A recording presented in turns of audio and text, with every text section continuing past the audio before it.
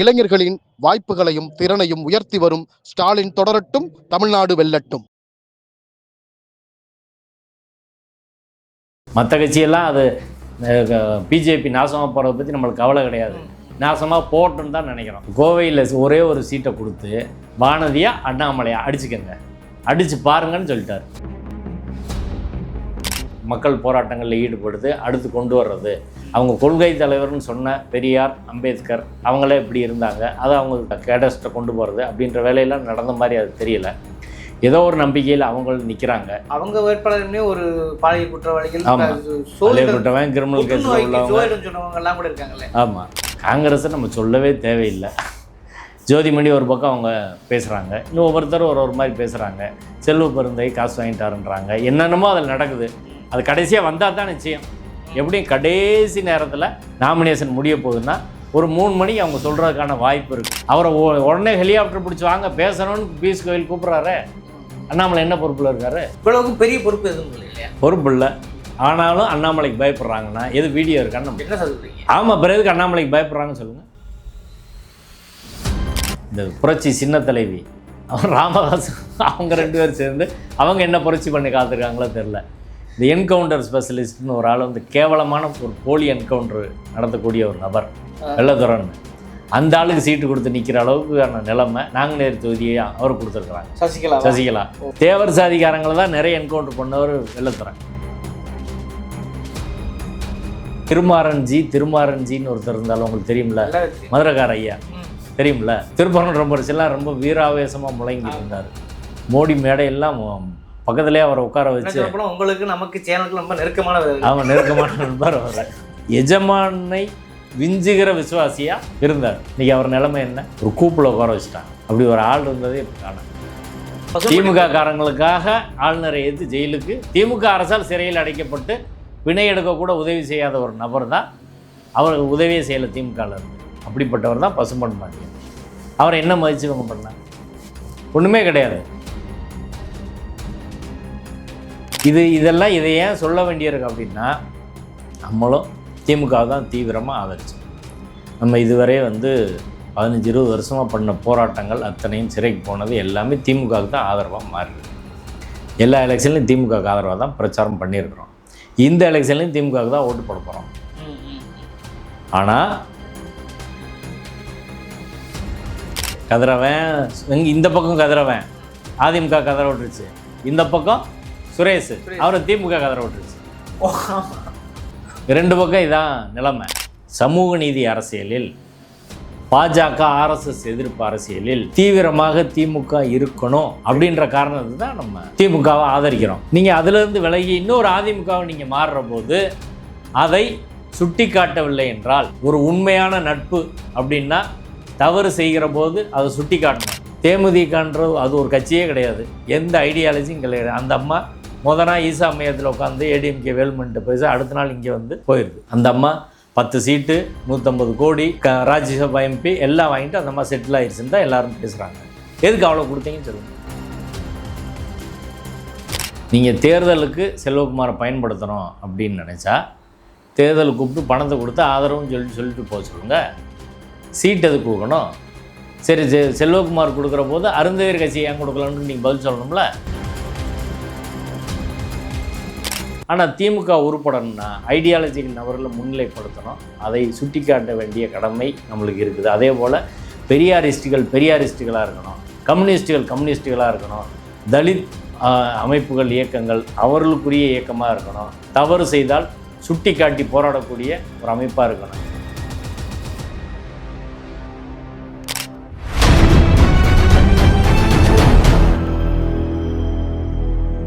Sir வணக்கம். வணக்கம். தமிழ்நாட்டில் 2026 தேர்தல் ஆரம்பிச்சிருச்சு.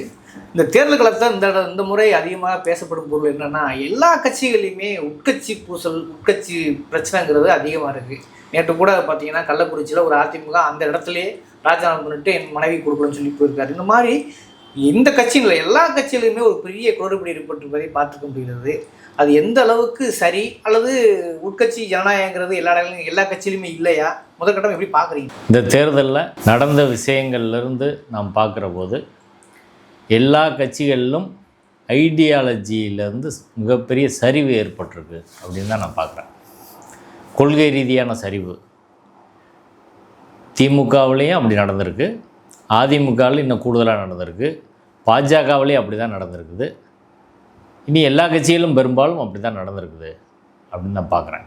ரெண்டாவது, இந்த தேர்தல் ஒரு ஐடியாலஜியை மையப்படுத்தியோ இல்லை ஆக்கப்பூர்வமான விஷயங்களை முன்னிலைப்படுத்தியோ நடக்கிற மாதிரி தெரியல. இது ஒரு ஏனதானோன்னு நடக்கிற ஒரு தேர்தல் மாதிரி தான் இந்த தேர்தல் நடந்துகிட்டு இருக்கு. புது கட்சியான தாவேக்காவிலையும் பயங்கரமான ஒரு கோஷ்டி பூசு உருவாகி எல்லா இடங்களையும் ராஜினாமா பண்ணுறாங்க, எதிர்ப்புகள் அதிகமாக இருக்குது. ஆமாம், அதான் அது எல்லா கட்சிக்கும் பொருந்தும். தாவேக்காவு எல்லா கட்சிக்கும் இது பொருந்தக்கூடிய ஒரு மோசம் தான். ஐடியாலஜிக்கலான ஃபைட் அப்படின்றது நடக்கலை. குறிப்பாக அதிமுக பாஜக கூட்டணியில் இருக்க குழப்பம் இருக்குல்ல, இன்றைக்கி வரை பிஜேபியில் கேண்டிடேட்டை அனௌன்ஸ் பண்ண முடியல. நேற்று வரை வானதி சீனிவாசன் அண்ணாமலைக்கும் பயங்கர டஃப்பான பிரச்சனை போகுது. எடப்பாடி சாதுரியமாக பிரச்சனையை அங்கே தள்ளி விட்டார். அண்ணாமலை திடீர்னு ஓடுறாரு. பியூஷ் கோயல் உடனே அறிவிக்க முடியல. அவர் மற்ற கட்சியெல்லாம் அறிவித்து பிரச்சாரத்துக்கு போயிட்டாங்க. ஆனால் ரொம்ப கட்டுப்பாடான கட்சி, கொள்கை ரீதியான கட்சி, ஆர்எஸ்எஸ் வழி நடத்தப்படும் கட்சி அப்படின்னு சொன்ன கட்சியில் கேண்டிடேட் முடிவு பண்ண முடியல. அண்ணாமலை எப்படி சமாளிக்கிறதுன்னு அந்த கட்சிக்கு தெரியவே இல்லை. அப்படி ஒரு குழப்பத்தில் பிஜேபி ஓடுது. அதே குழப்பம் காங்கிரஸ்லேயும் ஓடுது. இன்னும் கூட்டமே போடலையா அவங்க, ராகுல் காந்தி அங்கே இருக்காரு இங்கே இருக்காருன்னு கூட்டமே போடலன்னு. இப்போ கடைசி நாளில் அன்னைக்கு எப்படி நாள் தான் வரும்னு நினைக்கிறேன், அவசர அவசரமாக அடுத்து போய் நாமினேஷன் தாக்கல் பண்ணுறது அப்படின்னு. இல்லை முன்னாடி சொல்லிட்டா குழப்பம் நிறைய அதிகமாயிரும் அப்படின்னு செய்கிறாங்கன்னு தெரியல. ரெண்டு கட்சியில் அது ஒரு காரணமாக இருக்கலாம். முன்னாடி சொன்னால், நாமினேஷனுக்கு முன்னாடி சொன்னால் நான் போடுறேன் நீ போடுறேன் அப்படின்னு சொல்லி பல குழப்பங்கள் உருவாகி மீடியாவில் சிக்கலாகும். அதனால் கடைசியில் சொல்லி அப்படியே கட்ட விட்டுருவோன்னு நினைக்கிறாங்களான்னு தெரியல. ஆனால் பயங்கர குழப்பத்தில் கிடக்கிறாங்க. இப்போ மொத்தத்தில் தமிழ்நாடு அரசியல் அப்படின்றது இன்றைக்கி ஒரு கொள்கை ரீதியாக இல்லாமல் தனிநபர்களை முன்னிலைப்படுத்தி பதவி அதிகாரம் அப்படி மையப்படுத்தின ஒரு தேர்தலாக தான் இந்த தேர்தல் இருக்குது. அதில் முதல்ல திமுகவை எடுத்துக்கிட்டால், திமுக இந்த தேர்தலின் போது கூட்டணி கட்சிகள் நடத்திய முறை அப்படின்றது 100% சரி கிடையாது. சிபிஐ சிபிஎம் கட்சிகளை கடைசி வரை நெருக்கடி கொடுத்து கையை பிடுக்கி முறுக்கி தான் கையை முறுக்கி தான் 5 சீட்டுக்கு ஒத்துக்கிற வச்சாங்க. இருக்கிற சீட்டை குறைச்சிட்டாங்க. காங்கிரஸுக்கு கூடுதல் இருக்கிற சீட்டை விட, தேமுதிகவுக்கு வாக்கு சீட்டை விட கூடுதல், அவங்க வாக்கு வங்கியை விட கூடுதலாக கொடுத்துருக்குறாங்க, லாஸ்ட் பெர்சன்டேஜை விட கூடுதலாக கொடுத்துருக்குறாங்க. ஆனால் சிபிஐ சிபிஎம்மும் குறைச்சிட்டாங்க. இது என்ன காரணம் அப்படின்றது இதுவரை வெளிப்படையாக அவங்க சொல்லலை. விசிகாவை தானே சொல்கிறாங்க. விசிகாவுக்கு 8 சீட்டு தான் கொடுத்துருக்காங்க. ஒரு இரட்டை இலக்கத்தில் தமிழ்நாடு முழுக்க செல்வாக்கு இருக்கக்கூடிய ஒரு தலைவரை, வாக்கு வங்கி வைத்திருக்கக்கூடிய ஒரு தலைவர், ஐடியாலஜிக்கலாக நிற்கக்கூடியவர், எவ்வளவோ தாக்குதலை எதிர்கொண்ட திருமாவளவன் கட்சிக்கும் அதே நிலைமை தான். இன்னும் 2-3 சீட்டு கொடுத்துருந்தா அவங்க கட்சியில் இப்போ பழைய எம்எல்ஏக்கள் சீட்டு கொடுத்து ஒரு பிரச்சனை இல்லாமல் அவங்க கொண்டு போயிருப்பாங்க. அதுவும் கேட்ட தொகுதியை அவங்களுக்கு கொடுக்கல. வம்பா தொகுதியில் பிடிச்சி தள்ளி இருக்கிறாங்க. இப்போ வேல்முருகன் தொகுதியெல்லாம் அவங்களுக்கு கொடுத்துருக்குறாங்க, அங்கே போய் சண்டை போட்டுக்கோங்க அப்படின்னு சொல்லி. இப்போ இப்படி தான் கூட்டணி கட்சிகளை மிக மிக ஒரு சர்வாதிகாரமான முறையில், ஜனநாயகமற்ற முறையில் தான் திமுக கையாண்டது. அது ரொம்ப ஒரு தவறான அணுகுமுறை. நான் அதை எப்படி பார்க்குறேன்னா, எதிர்வரும் 5 ஆண்டு காலம் இந்த ஐடியாலஜி ஆட்கள் எல்லாம் அடக்கி வைக்கணும் அப்படின்னு ஒரு முடிவெடுத்து பண்ண மாதிரி இருக்குது. அடுத்து வர 5 ஆண்டு காலம் மிகப்பெரிய ஒரு நெருக்கடியான காலமாக இருக்கும் அப்படின்னு தான் நான் பார்க்குறேன். 1. 2வது விஷயம், அருந்ததியர் கட்சிகள், சமூகத்தின் விளிம்பினையில் இருக்கக்கூடிய கட்சிகள், கலைஞர் உள் ஒதுக்கீடு கொடுத்து தான் அவங்கள கொஞ்சம் மேலே கொண்டு வந்தார். கொஞ்சம் பேர் தான் இன்றைக்கி கவர்மெண்ட் வேலைக்கு போகிறாங்க. அவர்களில் ஆதித்தமிழர் பேரவை ஐயா அதியமானுக்கோ, தமிழ் புலிகள் கட்சி தோழர் நாகை திருவள்ளுவனுக்கோ, ஆதித்தமிழர் கட்சி தோழர் ஜக்கையனுக்கோ இன்னும் யாருக்குமே அருந்ததியர் கட்சிகளுக்கு ஒரு ஆள் கூட கொடுக்கல. வட மாவட்டங்களில் கோயம்புத்தூர் கொங்கு பகுதிகளில் செறிவாக வாழ்கிறாங்க. தமிழகத்தின் எல்லா பகுதியில் இருக்கக்கூடிய ஒரு கம்யூனிட்டி, அதுவும் கீழே விளிம்புனையில் இருக்கக்கூடிய ஒரு கம்யூனிட்டி. இப்போ சமூக நீதின்னு திமுக பேசுகிறாங்க. இப்போ சமூக நீதி பேசிட்டு அருந்ததியர் கட்சிகளுக்கு ஒரு இடத்துல கூட கொடுக்கலன்னா நீங்கள் சொல்கிற மெசேஜ் என்னன்றது தான் கேள்வி. இப்போ வெளியில் என்ன பேச்சு வருது, அந்த கட்சிகளில் இருக்கவங்க தோழர்கள் மற்றவங்களாம் என்ன சொல்கிறாங்கன்னா, கவுண்டர் சாதியைச் சேர்ந்த செல்வாக்கான நபர்கள், செந்தில் பாலாஜி போன்றவர்கள் சபரீசனிடம் சொல்லி அருந்ததியர் கட்சிகளை கொங்கு மண்டலத்தில் வளர விடக்கூடாது, வளர விட்டால் நிறைய பிசிஆர் கம்ப்ளைண்ட்டு இப்படியெல்லாம் வரும், அதனால் அவங்கள ஒடிக்கிறணும் என்ற அடிப்படையில் அவங்க ஒரு எம்எல்ஏ வந்தால் அவங்க அது எல்லா இடத்துக்கும் போவாங்க, பேசுவாங்க, போராடுவாங்க. இதெல்லாம் தேவையில்லை என்ற முறையில் செந்தில் பாலாஜி இதை பண்ணதான் ஒரு செய்தி வருது. இது திமுக தலைமை தான் விளக்கம் சொல்லணும். ரெண்டாவது, எனக்கு தோன்ற விஷயம், அருந்ததியர் சமூகத்துக்கான பிரதிநிதியாக பிஜேபியோட எல் முருகன் தான் இருக்கணும், மற்றவர்கள் அந்த அடையாளமாக இருக்கக்கூடாது என்ற அடிப்படையில் தான் பிஜேபி வேலை செய்யுது. அதற்கு வாய்ப்பளிக்கும் வகையில் திமுகவும் செயல்பட்டுருச்சோ அப்படின்ற சந்தேகம் நம்மளுக்கு வருது. இல்லைன்னா காரணம் சொல்லுங்கள். அருந்ததியர் கட்சிகள், கட்டமைப்பு வைத்திருக்கக்கூடிய கட்சிகள், பல ஆயிரம் பேரை திரட்டி வைத்திருக்கக்கூடிய கட்சிகள், மக்களிடம் செல்வாக்காக இருக்கக்கூடிய கட்சிகள், இவங்க 3 பேர் இருக்கிறாங்க. அப்படி இருக்கிற போது இன்னும் ஒரு சில கட்சிகள் இருக்கிறாங்க, வெண்மணி இப்படியெல்லாம் இருக்கிறாங்க. அப்படி இருக்கிற போது நீங்கள் அவங்களுக்கு மறுக்கிறீங்க. சரி, மறுத்துட்டீங்க, இது தேமுதிக வந்துருச்சு, அது இதெல்லாம் காரணம் சொல்கிறீங்க. இந்த செல்வகுமார்னு ஒரு ஆள் இருக்கார்ல, கே செல்வகுமார், கே செல்வகுமார் வீரமுத்தரையர் முன்னேற்ற சங்கம், தமிழர் தேசிய கட்சி, தமிழர் தேசம் கட்சி, தமிழர் தேசம் கட்சி, கே செல்வகுமார் ஆர்எஸ்எஸ்ஸில் ட்ரைனிங் எடுத்தவர், ஆர்எஸ்எஸ் தான் என்னை வளர்த்து ஆளாக்கியது என்று சொல்லக்கூடியவர், முழு சாதி வெறியர், சமூக நீதி அரசியலுக்கு நேர் எதிரானவர், பெரியார் அரசியலுக்கு நேர் எதிரானவர். அப்படி இருக்கக்கூடிய ஒரு நபருக்கு நீங்கள் கூப்பிட்டு சீட்டு கொடுக்குறீங்க. அவங்க கட்சியிலேருந்து குரு மணிகண்டன் ஒருத்தர் தொடர்ச்சியாக சாதி முரண்பாடுகளை கூர்மைப்படுத்தும் அவர் பேசிகிட்டே வராரு. நேரு கூட திருச்சி முத்தரையர் கோட்டை, நேரு ரெட்டியார் அதை ஆக்கிரமித்து இருக்கிறாங்க, முத்தரையர் மீது திருச்சியில் ஒன்றும் செய்ய முடியாது, ரெட்டியார் ஆதிக்கத்தை தவிர்க்கணும் அப்படியெல்லாம் பேசியிருக்கிறார்.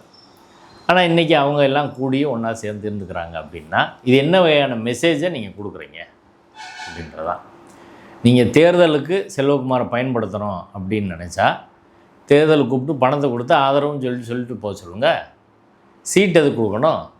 சரி, செல்வகுமார் கொடுக்குற போது அருந்ததியர் கட்சி ஏன் கொடுக்கலான்னு நீங்கள் பதில் சொல்லணும்ல. வேல்முருகனை வெளியேற்றுறீங்க, செல்வகுமாரை நீங்கள் உள்ளே இணைக்கிறீங்க. செல்வகுமாரோட வேல்முருகன் குறைஞ்சி போனாரா? தமிழ்நாடு முழுக்க வேல்முருகன் கட்சி வச்சுருக்காருல, கொள்கை ரீதியாக பேசக்கூடிய நபரில், தமிழ் தேசிய அரசியல் பேசுகிறாருல, பெரியாரை ஏற்றுக்கொண்டவர் தானே. அவரை நீங்கள் ஒதுக்கி தள்ளுறீங்க. அவருக்கு 1 சீட்டோ 2 சீட்டோ கொடுக்குறதுல என்ன பிரச்சனை? ஆனால் இந்த சாதி வெறியர்களை நீங்கள் சேர்க்குறீங்க அப்படின்னா நீங்கள் பேசுகிற சமூக நீதி கொள்கைக்கு அது உடன்பாடானதா? பதில் சொல்லணும்ல. இதே போல் கொங்கு மண்டலத்தில் தனியரசு, அவரும் தமிழ் தேசிய அரசியலை ஏற்றுக்கொண்டு எல்லா முற்போக்கான மேடைகளிலும் ஏறி இருக்கக்கூடியவர். அடிப்படையில் ஒரு சாதி அமைப்பாக இருந்தாலும் கூட அதிலும் சமூக நீதி பேசி இந்த பெரியாரெல்லாம் ஏற்றுக்கொண்டு அரசியல் செய்யக்கூடிய ஒரு நபர். இப்போ அவரை நீங்கள் புறக்கணிக்கிறீங்க, அவரை காலி பண்ணுறீங்க, அவருக்கு சீட்டு கொடுக்கல, கூட்டணியில் இணைக்கலை. ஆனால் தீவிரமாக சாதி வெறி பேசக்கூடிய கொங்கு ஈஸ்வரன், இப்போ சாதி வெறிக்கு எதிராக எல்லோரோடும் சமூக நீதி அரசியலில் பயணிக்கக்கூடிய தனி அரசை நீங்கள் ஒதுக்குறீங்க. சாதி வெறியை கூர்மைப்படுத்தக்கூடிய ஈஸ்வரனுக்கு நீங்கள் முன்னுரிமை கொடுக்குறீங்கன்னா நீங்கள் சொல்கிற வர செய்தி என்னன்னு இந்த தேர்தல் வழியாக திமுக என்ன செய்தியை நீங்கள் சொல்ல வரீங்க? அதே ஈஸ்வரன் கட்சியை சேர்ந்த நாமக்கல் சூரியமூர்த்தி தான் கருவை அழிச்சிருவேன் அப்படின்னு போன எலெக்ஷனில் பேசினார். அதுக்கு எதிராக பெரிய பிரச்சனையாகி அவர் சீட்டே திரும்ப எடுக்கிற மாதிரி ஆயிடுச்சு. ஆனால் அந்த கட்சிக்கு நீங்கள் இப்போ சீட்டு கொடுத்து அவங்கள கூட வச்சுக்கிறீங்க. ஆனால் அதே பகுதியில் இருக்கக்கூடிய அருந்ததியர் கட்சிகளுக்கும் தனி அரசும் நீங்கள் ஒதுக்குறீங்க அப்படின்னா சரி, இதில் என்ன? தனி அரசுக்கும் கட்சி எல்லா இடத்துலையும் இருக்குதுல்ல, அவர் செல்வாக்கானவர்கள். இந்த 2 பேரில் நீங்கள் தனி அரசை தவிர்த்து ஈஸ்வரனை தேர்வு செய்வதற்கான காரணம் அவசியம் என்ன சொல்லுங்கள்? அருந்ததியர் கட்சிகளை விலக்கி வேல்முருகனை ஒதுக்கி செல்வகுமாரை தேர்வு செய்தது காரணம் அவசியம் என்ன சொல்லுங்கள்? செல்வகுமார் மாதிரி நபர்களை புறக்கணிச்சுட்டு முத்தரையர் ஓட்டு வேணும்னா முத்தரையர் சங்கங்கள் எத்தனையோ இருக்குது, அவங்கள கூப்பிட்டு ஒன்றா சேர்த்துக்கோங்க. அது பிரச்சனையா? ஏன் சீட்டு கொடுக்கணும்? இப்போ இது எல்லாம் போகிற போக்கில் நடந்த மாதிரி எனக்கு தெரியலை. இது ஒரு ஐடியாலஜிக்கலாகவே சமூக நீதி தத்துவத்தில் கொள்கையில் திமுக கீழே இறங்கி இன்னொரு அதிமுக போல் மாறிக்கொண்டு இருக்கிறதோ அப்படின்ற சந்தேகம் வருது. என் சந்தேகத்தை போகிற போக்கில் நான் சொல்லலை. இப்போ நான் தேனி மாவட்டம், இங்கே தேனி மாவட்டத்தில் திமுக லீடர்ஸ் அப்படின்னு யாராலும் சொல்லுங்கள். இப்போ திமுககாரங்க யாருன்னே எங்களுக்கு தெரியாமல் போச்சு. இன்றைக்கி தேனி மாவட்டத்தில் திமுகவின் முக்கிய தலைவர்கள் யார்? ஓபிஎஸ் பையன் தங்கத்தமிழ் செல்வன், அவங்க தான் தெரியுது. ஆமாம், வேறு யாராவது உடனே கேட்டோன்னே வேறு மாவட்டத்துக்காரங்க சொல்லிடுவீங்களா? அங்கே கட்சியே வந்து திமுகன்ற அதிமுக கட்சி தான் இப்போ திமுகவாக இருக்குது. இப்போ ஓபிஎஸ்ஐ சேர்த்ததன் மூலம் என்ன மெசேஜை நீங்கள் சொல்ல வரீங்கன்னு சொல்லுங்கள். ஓபிஎஸ் என்பவர் எப்படிப்பட்டவர்னு தெரியும். குருமூர்த்தி காலடியில் கிடந்து, மோடி காலடியில் கிடந்து, அமித்ஷா காலடியில் கிடந்து, சசிகலா காலடியில் கிடந்து, யார் காலடியிலாலும் கிடக்கிறதா அவர். அதிமுகவை பிஜேபிகிட்ட அடகு வச்சு சொல்லிய முடித்தவர். ஐடியாலஜிக்கும் அவருக்கும் மைனஸ் டிகிரியில் கூட தொடர்பு கிடையாது. ப்ளஸில் 1% 2% இல்லை, மைனஸில் கூட தொடர்பு கிடையாது. அப்படிப்பட்ட அப்பட்டமான ஒரு பிழைப்புவாதியை தீவிரமாக நாமெல்லாம் விமர்சனம் செய்த ஒரு நபரை, தான் கூட இருக்க யாரு கூட ஒரு சின்ன உதவி செய்யாத ஒரு நபரை நீங்கள் கேட்டு இன்னைக்கு கட்சி அடையாளமாக அவரை மாற்றிட்டீங்க அப்படின்னா, இதுக்கு ஏற்கனவே திமுகவில் அதிமுககாரங்க தான் நிறைய பேர் இருக்காங்க. சேகர் பாபு, ஏவாவேலு, கேகேஎஸ்எஸ்ஆர்லேருந்து, ரகுபதியிலேருந்து, செந்தில் பாலாஜியிலேருந்து ஏகப்பட்ட பேர் அதிமுககாரங்க தான் இருக்கிறாங்க. இப்போ ஓபிஎஸ் வந்துட்டார், ஓபிஎஸ் பையன் வந்துட்டார், தங்கத்தமிழ் செல்வன் வந்துட்டார், வைத்தியலிங்கத்துக்கு சீட்டு, மனோஜ் பாண்டியனுக்கு சீட்டு. இப்படி இருந்தால் இரண்டுக்கு என்ன வேறுபாடுன்னு கேட்குறேன். சமூகநீதி கொள்கையிலேயே நீங்கள் அதே போல் இருக்கிறீங்க, இங்கேயும் வந்து கட்சியிலேயும் முழுக்க அதிமுககாரங்களே சேர்க்குறீங்க. இன்னொரு புறம் பார்த்தா மனோ தங்கராஜ் போன்றவர்களுக்கு சீட்டை மறுக்கிறீங்க, ராஜீவ்காந்திக்கு சீட்டை மறுக்கிறீங்க. ஆனால் குவாரி கொள்ளையை முழுசாக ஈடுபடக்கூடிய அப்பாவுக்கு சீட்டு கொடுக்குறீங்க, அதிமுகவில் வந்தவங்கெல்லாம் சீட்டு கொடுக்குறீங்க. என்ன மெசேஜ்? இந்த 5 ஆண்டு ஆட்சியிலையும் கூட சேகர் பாபுக்கு நீங்கள் முக்கியத்துவம் கொடுக்குறீங்க.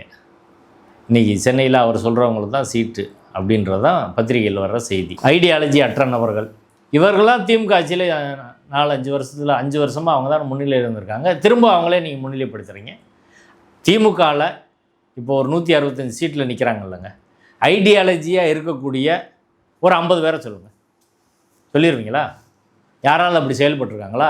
மோடி பிஜேபி தீவிரமாக எதிர்த்துருக்கிறாங்களா? மதுரையில் தளபதி இருக்கிறாருங்க, அவர் என்றைக்காவது பிஜேபி எதிர்த்து பேசியிருக்காரா?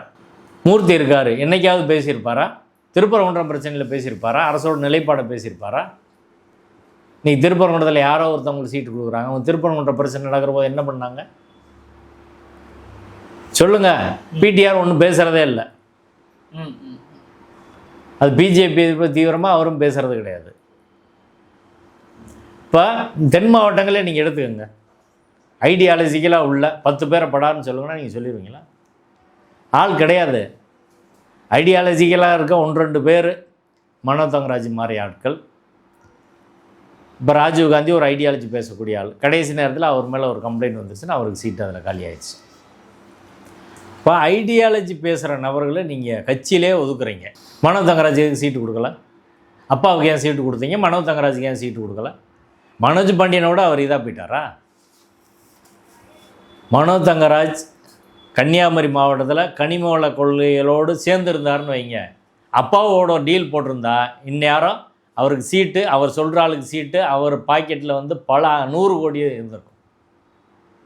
காம்ப்ரமைஸ் ஆகாதனால கனிம வள கொள்ளையர் யார் அவர் எதிர்த்தாரோ இவர் தான் கனிம வள கொள்ளை பண்ணுறாரு அப்படின்னு ஒரு முத்திரை குத்தி இந்த கனிம வள மாஃபியா எல்லாம் மொத்தமாக வந்து பணத்தை கொடுத்து மீடியாவில் ஆட்களை பீடாக எழுத வச்சு அவருக்கு எதிராக ஒரு நெரேட்டிவ் செட் பண்ணி அவரை ஒதுக்குற அளவு கொண்டு போயிட்டாங்க.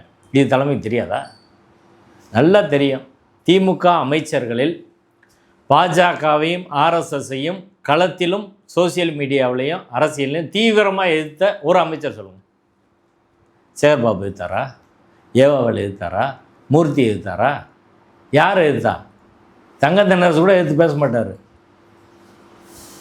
எதிர்த்த ஒரே ஆள் மனோ தங்கராஜ். அவரை நீங்கள் சீட் கொடுக்கல அப்படின்னா இப்போ அதை யார் கொண்டாடுறது? பிஜேபி, ஆர்எஸ்எஸ், சங் பரிவார அமைப்புகள், நாம் தமிழர் தான் கொண்டாடுறாங்க. அவங்க மகிழ்ச்சிக்கு நீங்கள் வேலை செய்கிறீங்களா? என்ன அது?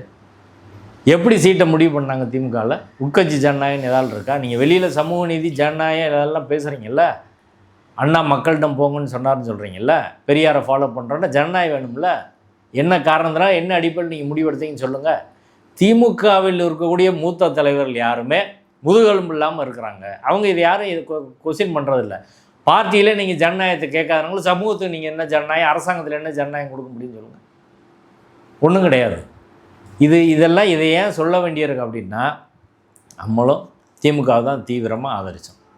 நம்ம இதுவரை 15-20 வருஷமாக பண்ண போராட்டங்கள் அத்தனையும் சிறைக்கு போனது எல்லாமே திமுகவுக்கு தான் ஆதரவாக மாறிடுது. எல்லா எலெக்ஷன்லையும் திமுகவுக்கு ஆதரவாக தான் பிரச்சாரம் பண்ணியிருக்கிறோம். இந்த எலெக்ஷன்லையும் திமுகவுக்கு தான் ஓட்டு போட போகிறோம்.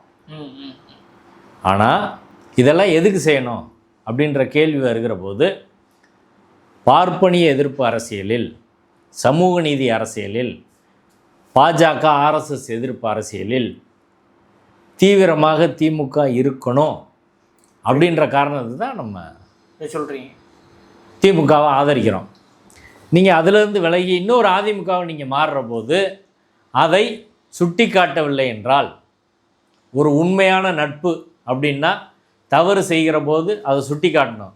என் நண்பர் குடித்து வேறு தவறுகள்லாம் செஞ்சு சீரழிஞ்சு போகிற போது எது பண்ணாலும் நான் ஆதரிச்சுக்கிட்டு அவர் நல்லதுக்கு தான் நான் செய்கிறேன் அப்படின்னு நான் இருக்கலாமா? இருந்தால் அவர் ஒரு நாள் விழுந்துருவார், முடிஞ்சு போயிடும் அவர் கதை. அப்போ திமுக ஒரு நட்பு சக்தி என்ற முறையில் திமுக ஐடியாலஜிகளாக இருக்கணும் அப்படின்ற நினைக்கிற எல்லாருமே திமுக செய்கிற தவறை சுட்டி காட்டணும். அதை தானே பெரியார் செஞ்சார். திமுகவுக்கு எதிராகவே பெரியார் பிரச்சாரம் பண்ணார்ல, பண்ணலையா? கடந்த கால வரலாறு அதான். அப்போ பெரியார் திமுக தவறு செய்தால் பெரியாருக்கு தவறுன்னு தோணுதான் திமுக எதிர்ப்பார். ஆனால் இன்றைக்கி ஆசிரியர் வீரமணி அவர்கள் அப்படி இல்லை. இன்னும் மொத்த திராவிடர் கழகங்கள் அப்படி இல்லை. விசிகா, சிபிஐ, சிபிஎம்லாம் தீவிரமாக அதை எதிர்க்க மாட்டுறாங்க திமுகவை. தப்புன்னா தப்புன்னு பேசணும். அப்படி இல்லாத ஒரு நிலையில் தான் இவர்கள் எல்லாரும் ஒரு மாதிரி நடத்தப்பட்டிருக்காங்க. இது ஒரு பக்கம். தேமுதிகன்றத ஒரு கட்சி, தேமுதிகன்றது அது ஒரு கட்சியே கிடையாது, எந்த ஐடியாலஜியும் கிடையாது. அந்த அம்மா முதல் ஈசா மையத்தில் உட்காந்து ஏடிஎம்கே வேல்மெண்ட்டு பேச அடுத்த நாள் இங்கே போயிடுது. அந்த அம்மா 10 சீட்டு 150 கோடி ராஜ்யசபா எம்பி எல்லாம் வாங்கிட்டு அந்த அம்மா செட்டில் ஆகிடுச்சுன்னு தான் எல்லோரும் பேசுகிறாங்க. எதுக்கு அவ்வளோ கொடுத்தீங்கன்னு சொல்லணும், காரணம் சொல்லணும்ல. சிபிஐ, சிபிஎம் காலம்புறம் கூட நின்று ரோட்டில் ஃபைட் பண்ணக்கூடிய தோழர்களை நீங்கள் கையை முறுக்கி ஒரு சீட்டை குறைக்கிறீங்க, கேட்ட சீட்டை கொடுக்க மாட்டீங்க. மனோ தங்கராஜ் தொகுதியை போய் சிபிஎம் கொடுத்து அங்கே உள்ளே மோத விட்றீங்க. இப்படி இருக்குது. ஆனால் தேமுதிகவுக்கு 10 சீட்டு ராஜ்யசபா அப்படின்னு கொடுக்குறீங்க. கமலுக்கு ஒரு சீட்டு கூட கொடுக்க மாட்டீங்க, மதிமுகவுக்கு கொடுக்க மாட்டீங்க. இப்போ என்ன சொல்ல வரீங்க மெசேஜ் அப்படின்ற இதுவரை திமுக தலைமையில் எந்த விளக்கம் கிடையாது. அவங்க கொள்கை ரீதியான நபர்கள் எங்களுக்கு இனி தேவையில்லை அப்படின்னு முடிவு செஞ்சிட்ட மாதிரி தான் தெரியுது. இப்போ ஆசிரியர் வீரமணியை பிரச்சாரத்துக்கு கூப்பிட்டீங்களா? தோழர் அருள்மொழியை பிரச்சாரத்துக்கு கூப்பிட்டீங்களா? சுபவீரபாண்டியனை பிரச்சாரத்துக்கு கூப்பிட்றீங்களா? கோவை ராமகிருஷ்ணனோ தோழர் குளத்தூர் மணியோ அவங்களாக போய் பிரச்சாரம் பண்ணிகிட்டு இருக்காங்க. இவங்க யாரையும் கூப்பிட்றதில்ல. ஐடியாலஜியான நபர்கள் தேவையில்லை. ஒரு கார்ப்பரேட் பாணியிலான ஒரு அரசியலை தான் அரசை தான் நடத்தப் போகிறோம், தேவையில்லை என்ற முடிவுக்கு திமுக வந்துட்ட மாதிரி தெரியுது. அப்படி இருக்கிற போது திமுகவின் தவறை சுட்டி காட்டி திமுகவில் கொள்கையாளர்களுக்கு குறைஞ்ச ஒரு 25% சீட்டு கொடுத்துருக்கணும் அப்படின்றத நீங்கள் சொல்ல தவறினால் திமுகவின் வீழ்ச்சியை நாளைக்கு தடுக்க முடியாது. நீங்கள் திமுகவின் வீழ்ச்சி அந்த இடத்துல நாளைக்கு விஜயை கொண்டு வைக்கும். திமுகவின் வீழ்ச்சி என்ன ஆகணும், அது ஒரு ஏடிஎம்கேவாக மாறுதுன்னு வைங்க. ஏடிஎம்கேவாக மாறுற போது அந்த இடத்துக்கு இன்னொரு ஐடியாலஜிக்கல் பார்ட்டியோ அல்லது விஜயோ அந்த இடத்துக்கு வரும் ஒரு சூழ்நிலை தான் உருவாகும். இதுதான் காங்கிரஸுக்கு நேர்ந்த கதை. காங்கிரஸ் ஒரு சாஃப்ட் இந்துத்துவா அப்படி மாறி தனது ஐடியாலஜியை இழக்கிற போது பிஜேபிக்கு எதிராக சாஃப்ட் இந்துத்துவா கையில் எடுத்து கொஞ்சம் கொஞ்சமாக தனது கொள்கையை இழக்கிற போது இன்றைக்கி காங்கிரஸோட நிலை என்ன, அந்த நிலைக்கு திமுக போகக்கூடாது அப்படின்றதுனால தான் அதை நாங்கள் சொல்கிறோம். இன்னொரு பக்கம் பார்த்தா அதிமுக, பிஜேபி அந்த கூடாரத்துலேயே அதே தான் பிரச்சனை. பெரிய கட்டுப்பாடான ஆர்எஸ்எஸ் அப்படின்னு சொல்லுவாங்க. ஆனால் என்ன நடக்குது? திருமாரன்ஜின்னு ஒருத்தர் இருந்தாலும் உங்களுக்கு தெரியும்ல, மதுரைக்கார ஐயா தெரியும்ல, திருப்பரங்குன்றம்பரிசெல்லாம் ரொம்ப வீராவேசமாக முழங்கிட்டு இருந்தார். மோடி மேடையெல்லாம் பக்கத்துலேயே அவரை உட்கார வச்சு, உங்களுக்கு நமக்கு சேனலுக்கு ரொம்ப நெருக்கமானவர். அவன் நெருக்கமான நண்பர் அவர் ரொம்ப தீவிரமாக களமாடிக்கிட்டு இருந்தார். அதாவது எஜமானை விஞ்சுகிற விசுவாசியாக இருந்தார். இன்றைக்கி அவர் நிலைமை என்ன? ஒரு கூப்பில் உட்கார வச்சுட்டாங்க. அப்படி ஒரு ஆள் இருந்ததே இப்போ காணோம். இந்த முருகன்ஜின்னு ஒருத்தர் இருந்தார்ல, இஸ்லாமட்டிக்காரர், வீராவேசமாக பேசுவார். அவர் இப்போ எங்கே போனார்? ஒன்றும் கிடையாது. கிருஷ்ணசாமின்னு ஒருத்தர் இருந்தார். அவர் பிஜேபி ஆரம்பத்திலிருந்து போன எலெக்ஷன்ல இருந்து சொன்னவர். நாடாளுமன்ற தேர்தலில் கூவி பிஜேபி ஆர்எஸ்எஸ்க்கு 1.5 மாதத்துக்கு முன்னாடி வரை பேசிகிட்டு இருந்தார். திமுக அவ்வளவு கடினமாக எதிர்த்துக்கிட்டு இருந்தார். அவரோட நிலைமை பெண்ணாச்சு. எடப்பாடி அவரை சிரிப்பு கிருஷ்ணசாமி ஆக்கி விட்டார். என்னங்க ஆச்சு அப்படின்னு கேட்டான். எங்க 10 சீட்டு கேட்டார். அவர் நேரடியாக எங்களோட பேசலை. கிருஷ்ணசாமி நேரடியாக எங்களோட பேசலை. 10 சீட்டு கேட்டார். ஒரு ஆளை அனுப்பி 10 முடியாதுன்னோம். 5 சீட்டு கேட்டார், 5 முடியாதுன்னு சொன்னோம். ஒவ்வொரு கட்சிக்கும் அவங்க வாக்கு சதவீதத்துக்கு ஏற்பதாங்க நாங்கள் கொடுக்க முடியும். இது திமுக மட்டும் இல்லை, அதிமுக திமுக எல்லா கட்சியிலும் அதுதான் பின்பற்றுவோம். கிருஷ்ணசாமி போன தேர்தலில் 30 இடத்துல நின்று 31,000 வாங்கியிருக்காரு வாக்கு. அவருக்கு எப்படிங்க கொடுக்க முடியும்னு சொல்லிட்டார். இப்போ கிருஷ்ணசாமி நிலைமை என்னாச்சு? இப்போ வம்புக்கு ஏதோ நிற்கிற மாதிரி நின்றுட்டு இருக்கிறாங்க. அடுத்து இன்னொரு பக்கம் பார்த்தா இந்த புரட்சி சின்ன தலைவி அவன் ராமதாஸ், அவங்க 2 பேர் சேர்ந்து அவங்க என்ன புரட்சி பண்ணி காத்திருக்காங்களோ தெரில. இந்த என்கவுண்டர் ஸ்பெஷலிஸ்ட்னு ஒரு ஆள் வந்து கேவலமான ஒரு போலி என்கவுண்டர் நடத்தக்கூடிய ஒரு நபர், வெள்ளத்துறன்னு, அந்த ஆளுக்கு சீட்டு கொடுத்து நிற்கிற அளவுக்கான நிலைமை நாங்குநேரி தொகுதியை அவர் கொடுத்துருக்குறாங்க. சசிகலா தேவர் சாதிக்காரங்களை தான் நிறைய என்கவுண்டர் பண்ணவர் வெள்ளத்துறன். இன்னைக்கு கடைசியில் அந்த சாதி பின்னாடி ஒழிக்கக்கூடிய ஒரு கடிசடையான நபராக தான் அந்த இருக்கார். அந்த கலிசடைக்கு சீட்டு கொடுத்து அந்த ஆள் ஜாதியின் அடையாளம்னா, இந்த முக்குளத்தோர் சாதியில் ஒருத்தன் கூட லீடர் கிடையாதுங்க. வழி நடத்துறதுக்கு அறிவார்ந்த ஒரு ஆள் கிடையாது. கருணாஸ் ஒரு சீட்டை வாங்கிட்டு இங்கிட்டு போயிருக்காரு. இந்த ஃபார்வர்ட் பிளாக் கட்சியை எவனும் மதிக்கலை. அது இங்கிட்டு கதிரவன் ஃபார்வர்ட் பிளாக், அங்கிட்டு சுரேஷ் ஃபார்வர்ட் பிளாக்னு அப்படி கிடக்குது. இப்படி கதிரவன் என்ன பண்ணார்? அவர் கொடுக்க போகிறாங்க. ஏடிஎம்கே தீவிரமாக ஆதரித்து அவரும் போய்கிட்டு இருந்தார். அவரையும் மோரத்தில் உட்கார கதிரவன் இந்த பக்கம் கதிரவன் அதிமுக கதற விட்டுருச்சு, இந்த பக்கம் சுரேஷ் அவரை திமுக கதற விட்டுருச்சு. 2 பக்கம் இதான் நிலைமை. அப்போ நீங்கள் சொந்த முறையில் மக்களுக்கு உண்மையாக இருந்து தொடர்ச்சியாக மக்களிடம் போராடி நீங்கள் அப்படி வரலன்னு வைங்க, அது இந்த நிலைமை தான் கடைசியில் எல்லாருக்கும் வரும். ஐடியாலஜி பேசின எல்லாரையும் திமுகவும் கைவிட்டுருச்சு, அதிமுகவும் கைவிட்டுருச்சு. பசும்பொன் பாண்டியன் எடுத்துக்கோங்க. அது தேவர் சமூக சைட்லேருந்து பசும்பொன்னு பேர் வச்சு திமுகவுக்கு சட்டை போடாத திமுககாரர் மாதிரி தீவிரமாக பேசினார். தினந்தோறும் வீடியோ போடுவார், டெய்லி அறிக்கை கொடுப்பார். ஆமாம், திமுககாரங்க யாரும் ஆளுநரை எதிர்த்து ஜெயிலுக்கு போகல. திமுக காரங்களுக்காக ஆளுநரை எதிர்த்து ஜெயிலுக்கு திமுக அரசால் சிறையில் அடைக்கப்பட்டு பிணை எடுக்கக்கூட உதவி செய்யாத ஒரு நபர் தான். அவருக்கு உதவியே செய்யலை திமுகலேருந்து. அப்படிப்பட்டவர் தான் பசும்பொன் பாண்டியன். அவரை என்ன மதிச்சு இவங்க பண்ணாங்க? ஒன்றுமே கிடையாது. இன்னொரு விஷயம் இதை சொல்கிறீங்க, ஒரு பக்கம் இது தாவேக்காவிலையும் அதே நிலைமை தான். கிட்டத்தட்ட ஒரு 10 கொலை பண்ண ஒரு நபருக்கு கொடுக்கப்பட்டு அது ஒரு பெரிய பிரச்சனையாக இருக்குது. பாலியல் குற்றவாளி கொடுக்கப்பட்டவங்க கூட உறுதியாக இருக்குது. இன்னொரு பக்கம் எல்லாருமே எலெக்ஷன் வேலை, தேர்தல் வேலை பார்க்க ஆரம்பிச்சிட்டாங்க. ஆனால் இன்னும் காங்கிரஸும் பிஜேபியும் அப்படியே கனத்த முன்னத்துருக்காங்க. பிஜேபி நாங்கள் தான் ஆட்சி சொல்கிறவங்க அவங்களும் ஒரு கனத்த முன்னத்துருக்காங்களே, அங்கே என்ன நடக்க வாய்ப்பு இருக்குங்க? அது தமிழ்நாடு பிஜேபி, அது கமலாலயத்துக்கும் அங்கே காங்கிரஸோட சத்தியமூர்த்தி பவனுக்கும் எந்த வேறுபாடும் இல்லை அப்படின்றத தமிழ்நாடு பிஜேபி இப்போ நிரூபிச்சிருச்சு. காங்கிரஸில் 37 கோஷ்டி இருந்தால் பிஜேபியில் 47 கோஷ்டி இருக்கு. ஆமாம், கட்டுப்பாடாக இருக்குது. என்ன கட்டுப்பாடு சொல்லுங்க? அண்ணாமலைன்னு ஒரு நபரை கட்டுப்படுத்த முடியல அந்த கட்சியில். கட்டுப்படுத்த முடியுதா சொல்லுங்கள்? அவர் கட்சிக்கு எதுவுமே கட்டுப்படலைங்க. கட்சி தலைமை கூட்டம் போட்டால் வரமாட்டாரு, முடியாதுன்றாரு, தெரிஞ்சதை பாருன்றாரு, மீடியாவில் அவர் ஒன்று பேசுகிறாரு, நான் ஏழை தொண்டன்றாரு, தேர்தல் நிற்க மாட்டேன்றாரு. பிரதமருக்கு வரவேற்கிறதுக்குலாம் அவர் பேர் இல்லைன்றாங்க, இருக்குன்றாங்க, என்னென்னமோ போகுது. இருந்தாலும் கோயம்புத்தூர்ல அவருக்கு ஒரு சீட்டு கூட ஒதுக்காம முழுக்க முழுக்க அதிமுகவை எடுத்துக்கிட்டதுங்கிறது ஒரு சிக்கல் தானே. அதுக்கு எடப்பாடியை நம்ம பாராட்டணும். ஆளுமையை மாறுறாரா பிஜேபி, அதாவது எடப்பாடியை தீவிரமாக எதிர்த்தவர் அண்ணாமலை. அவர் சிஎம் ஆகணும் அப்படின்னா கொங்கு எடப்பாடியை ஒழிச்சாதான் நம்ம சிஎம் ஆக முடியும். ஆனால் எடப்பாடி இவரை காலி பண்ணிட்டாருன்றதான் அவசியம். கோவையில் ஒரே ஒரு சீட்டை கொடுத்து வானதியா அண்ணாமலையா அடிச்சுக்கங்க, அடித்து பாருங்கன்னு சொல்லிட்டார். இப்போ ஏடிஎம்கேல கரெக்டாக சீட் அனௌன்ஸ் பண்ணி பிரச்சாரம் தீவிரம் போயிட்டுருக்குல்ல, பிஜேபியில் ஏன் செய்ய முடியல? பியூஷ் கோயல் வந்திருக்காரு, ஒன்றும் அறிவிக்கலையே. அறிவிக்க முடியாது. ஏடிஎம்கே விட கோஷ்டிகள் மலிந்த பதவி அதிகாரத்துக்காக அடித்து கொள்ளக்கூடிய கேவலமான நபர்கள் நிரம்பிய கட்சியாக பிஜேபி மாறிடுச்சு. நயினார் சொல்கிறத, நயினார் தான் தலைவர், அவர் சொல்கிறத அண்ணாமலை கேட்குறாரா? சொல்லுங்கள். அடுத்து வானதி சீனிவாசன் ஒரு கோஷ்டி, அண்ணாமலை தனி கோஷ்டி வச்சுருக்காரு ஊடகத்துலேருந்து எல்லாத்துக்கும். கருப்பு முருகானந்தா ஒரு கோஷ்டி வச்சுருக்காரு, நயினாரும் ஒரு கோஷ்டி வச்சுருக்காரு, பொன் ராதாகிருஷ்ணன் ஒரு கோஷ்டி வச்சுருக்கிறாரு, அப்புறம் கேடி ராவன் அவர் ஒரு கோஷ்டியை வச்சுருக்கிறாரு, கச்சிராஜா அவர் ஒரு கோஷ்டி, இங்கே தமிழிசை அவங்க ஒரு கோஷ்டி. இப்படி வரிசையாக கோஷ்டியாக தான் இருக்குதே தவிர ஒருங்கிணைந்த பிஜேபி அப்படின்னு ஒரு குரல் எங்கே இருக்குது? ஒன்றும் கிடையாது. அப்படி தான் இருக்குது. இப்போ அண்ணாமலை அப்படின்ற ஒரு தனிநபர் பிஜேபி ஒரு கட்டுப்பாடான கட்சி அப்படின்ற இமேஜை டோட்டலாக அவர் காலி பண்ணிட்டார். அப்படி ஒன்றுமே கிடையாது. அண்ணாமலைக்கு பிஜேபி பயப்படுதுங்க.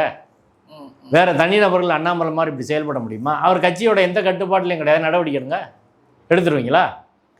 அவரை உடனே ஹெலிகாப்டர் பிடிச்சி வாங்க பேசணும்னு பியூஷ் கோயல் கூப்பிட்றாரு. அண்ணாமலை என்ன பொறுப்பில் இருக்காரு? இவ்வளவுக்கு பெரிய பொறுப்பு எதுவும் இல்லை இல்லையா? பொறுப்பு இல்லை. ஆனாலும் அண்ணாமலைக்கு பயப்படுறாங்கன்னா எது வீடியோ இருக்கான்னு நம்மளுக்கு தெரியல. என்ன சொல்றீங்க? ஆமாம், பிறகு அண்ணாமலைக்கு பயப்படுறாங்கன்னு சொல்லுங்கள். என்ன நடக்குதுன்னு தெரியல. அப்போ காங்கிரஸில் கூட இந்தளவுக்கு சண்டை நடக்கிற மாதிரி தெரியல. ஆனால் பிஜேபி அதை விட கோஷ்டிகள் நிரம்பிய ஒரு கட்சியாக மாறி இருக்கு அப்படின்றதான். ஐடியாலஜி கொள்கையெல்லாம் காங்கிரஸில் ஒன்றும் கிடையாது, பிஜேபிலையும் ஒன்றும் கிடையாது. எல்லாம் அதிகாரத்துக்கான சண்டை தான் அப்படின்றதான் இந்த தேர்தலில் நம்ம பார்க்கக்கூடிய விஷயம். ஆக்கப்பூர்வமான விஷயங்கள் எதுவுமே இந்த தேர்தலில் பிரச்சனையாக முன்வைக்கப்படாத ஒரு மோசமான நிலைமையை நோக்கி தமிழ்நாடு போகிறது. இந்தியாவை பொறுத்தவரை உலகம் முழுவதும் உண்மையாக ரூல் பண்ணுறது யார்? கார்ப்பரேட் முதலாளிகள் தான். அவங்க யாரை கொண்டு வந்து அந்தந்த இடத்துல வைக்கணுமோ அப்படி வைப்பாங்க. அதற்கு ஏற்றாப்போல் எல்லா கட்சியும் மாறி இன்றைக்கி கார்ப்பரேட்டிலும் சரண்டராகிற ஒரு சூழ்நிலை தான் இங்கே இருக்குது. அப்போ சமூக நீதியோ சோசலிச நாடாக இந்த நாட்டை மாற்றுவோம் அப்படின்ற அரசியல் சட்டத்தின் முழக்கமோ இங்கே எங்கேயாலும் கேட்கும். காங்கிரஸ் சிக்கல் நினைக்கிறீங்க? காங்கிரஸை நம்ம சொல்லவே தேவையில்லை. ஜோதிமணி ஒரு பக்கம் அவங்க பேசுகிறாங்க, இன்னும் ஒவ்வொருத்தரும் ஒரு மாதிரி பேசுகிறாங்க. செல்வ பெருந்தை காசு வாங்கிட்டாருன்றாங்க, என்னென்னமோ அதில் நடக்குது. அது கடைசியாக வந்தால் தான் நிச்சயம். எப்படியும் கடைசி நேரத்தில் இன்றைக்கி முடிய போகுதுன்னா ஒரு 3 மணி 5 மணிக்கு நாமினேஷன் முடிய போகுதுன்னா ஒரு 3 மணிக்கு அவங்க சொல்கிறதுக்கான வாய்ப்பு இருக்குது அப்படி தான் நான் நினைக்கிறேன். அதுலேயும் கொஞ்சம் பேர் சுயேட்சையாக போட்டுருவான் போல். அந்த நிலைமை நோக்கி தான் போயிட்டுருக்கு. இவ்வளவு நீ எவ்வளவு சீட்டு வாங்குறதுல எவ்வளவு சண்டை போட்டிருந்த, எவ்வளவு சண்டை போட்டு கடைசியில் பார்த்தா சீட்டை அறிவிக்கிறதுல ஒன்றால் செய்ய முடியலை அப்படின்றது தான் காங்கிரஸோட நிலைமையாக இருக்குது. நீ இதை இந்தியா முழுவதும் எல்லாரையும் ஒருங்கிணைச்சு வழிநடத்த ஒரு கட்சியோட நிலைமை இப்படி தான் இருக்குது. தாவேக்காவை எடுத்துக்கிட்டால் தாவேக்கா இப்போ தான் கத்துக்குட்டிகளாக எல்லோரும் வந்து சேர்ந்துருக்கிறாங்க. அவங்களுக்கு ஒரு சோதனை முயற்சி மாதிரி தான் அந்த தேர்தல் இருக்குது. அதனால் அங்கிட்டு இருந்த ஜெகநாத் மிஸ்ரா அங்கிட்டு கொஞ்சம் பேரெல்லாம் சேர்த்துட்டு ஏதோ சீட்டு கொடுத்துருக்குறாங்க. அது எந்த அளவுக்கு எப்படி அவங்க வேலை செஞ்சு கொண்டு போவாங்க அப்படின்றது தெரில. அவங்க ஒரு ஐடியாலஜிக்கலான பார்ட்டியாக இதுவரை வந்து மாறுவதற்கான எந்த ஒரு முயற்சியும் அவங்க செய்யலை. ஒரு கேடராக ஐடியாலஜிக்கலாக ட்ரெயின் பண்ணி ஒழுங்காக அவங்கள கொண்டு வந்து உறுதியாக மக்கள் போராட்டங்களில் ஈடுபடுத்து அடுத்து கொண்டு வர்றது. அவங்க கொள்கை தலைவர்னு சொன்ன பெரியார், அம்பேத்கர் அவங்களே எப்படி இருந்தாங்க, அதை அவங்க கேடஸ்ட்டை கொண்டு போகிறது அப்படின்ற வேலையெல்லாம் நடந்த மாதிரி அது தெரியல. ஏதோ ஒரு நம்பிக்கையில் அவங்க நிற்கிறாங்க. அவங்க வேட்பாளருமே ஒரு பாலியல் குற்றவாளிகள், குற்றவாளி, கிரிமினல் கேஸில் உள்ளவங்க கூட இருக்காங்கல்ல. ஆமாம், அதான் நான் சொல்கிறேன். தாவேகா மட்டும் இல்லை, திமுக, அதிமுக, இங்கே